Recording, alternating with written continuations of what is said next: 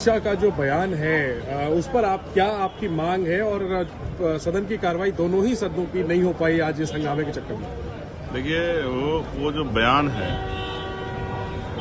वो बयान में मेरी आपत्ति है और इस वजह से अमित शाह जी भले ही बाबा साहब अम्बेडकर के बारे में क्या सोचते हैं ये उनको जानकारी होगी, लेकिन हम बाबा साहब अम्बेडकर इस देश में करोड़ों अरबों लोगों के मुक्तिदाता हैं, महिलाओं के, वंचित वर्ग के। अगर मैं तो अपने स्वतः अगर सबसे पहले अपने ऊपर देखूं तो अगर आज मैं मेंबर ऑफ पार्लियामेंट हूं तो बाबा साहब अम्बेडकर के संविधान की वजह से। और मुझे ये भी बताना है कि गृह मंत्री जी, प्रधानमंत्री जी अगर वो इन पदों पे हैं तो ये भगवान की कृपा से नहीं, ये संविधान की कृपा से, बाबा साहब अम्बेडकर के प्रयासों से है, उनके संघर्ष से।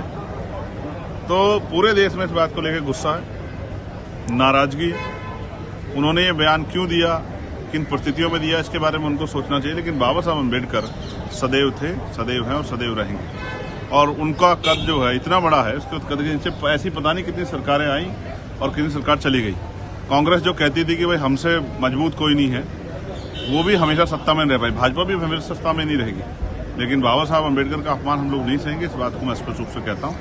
बहुत गुस्सा है लोगों में और सरकार को इस बारे में चिंता जाहिर करनी चाहिए। क्या मांग है आपकी? अमित शाह को क्या माफी मांगनी चाहिए जो मांग की जा रही है? मैं स्पष्ट रूप से कह रहा हूँ, भविष्य में कोई भी, सिर्फ अमित शाह जी नहीं, कोई भी बाबा साहब अम्बेडकर के ऊपर टिप्पणी करने से पहले 1000 बार सोचे कि करोड़ों लोगों की भावनाओं को आहत करके आप जो है ना सत्ता मन में रह सकते हो और ना जो है आप लोग ये सोच सकते हो कि अगर हम ये अपमान करेंगे तो कोई रिप्लाई नहीं करेगा। मैं आपको विश्वास से कह सकता हूँ कि हमारे लोग आने वाले समय में वोट की चोट से जो है इस सरकार को सबक सिखाने का काम करेंगे और जिसको जो निर्णय लेना वो उनका स्वतः निर्णय है। एक सर इसमें मैं ये भी चाहता हूँ, कांग्रेस का जो हमला है अमित शाह पर, उसके जवाब में बीजेपी कह रही है, खुद प्रधानमंत्री कह रहे हैं कि अपमान तो असल में कांग्रेस ने किया था अम्बेडकर जी का जब वक्त था, चाहे वो चुनाव में उनके खिलाफ कैंपेन करना हो या भारत रत्न ना देना हो, मूर्ति नहीं लगानी हो। ये बातें बीजेपी की तरफ से गिनाई जा रही है, तो ये जो सियासत हो रही है इस पे मैं फिर आपसे कहूंगा कि बाबा साहब कांग्रेस और बीजेपी से बहुत ऊपर है, उनका कद बहुत ऊपर है। रही बात एक दूसरे पे आरोप प्रत्यारोप करने की, इसमें कोई संदेह नहीं है। इस समय समय पे जिसको मौका मिला, आज को चाहे कोई जरूरत में नाम ले रहा हो या मजबूरी में नाम ले रहा हो या मकसद जो है राजनीतिक हो, ये सब चीजें ये उनके कद की वजह से हो पाई हैं।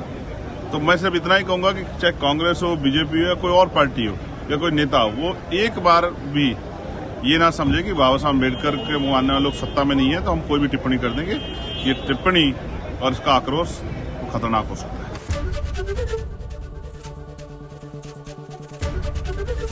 एबीपी गंगा, खबर आपकी, जुबान आपकी।